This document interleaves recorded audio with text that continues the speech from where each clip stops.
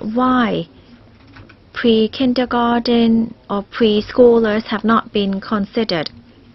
The financial burden on those parents are actually much higher.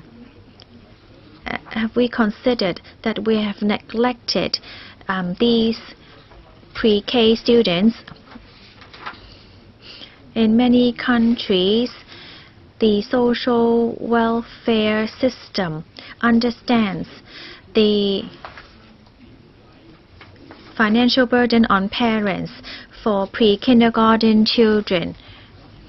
So why can't we also consider the same?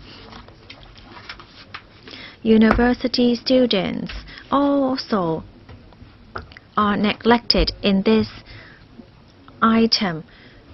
I want to understand why, when you formulate the policy, you didn't also include university students. Dr. Choi.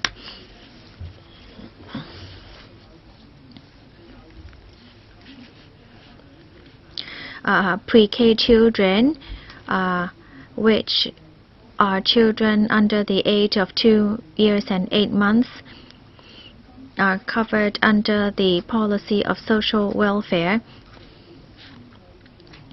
We considered the student grant of 2,500 from the perspective of education.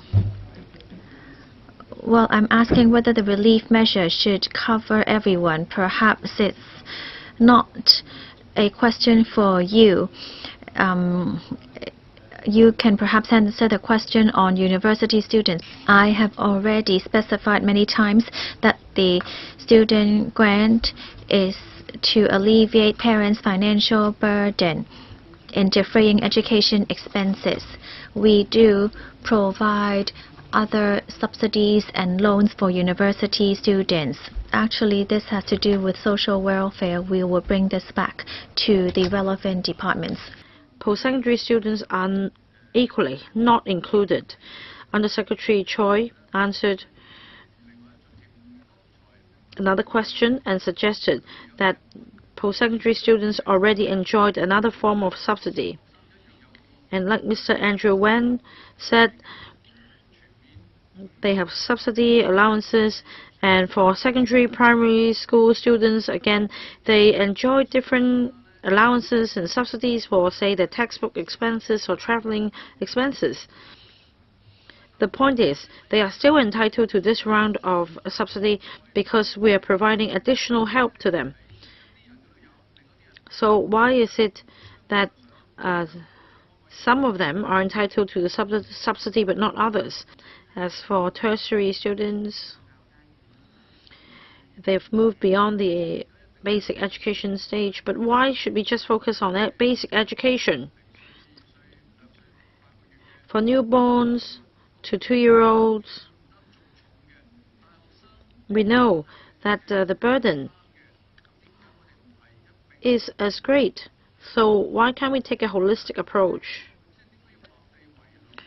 Why should you confine yourselves?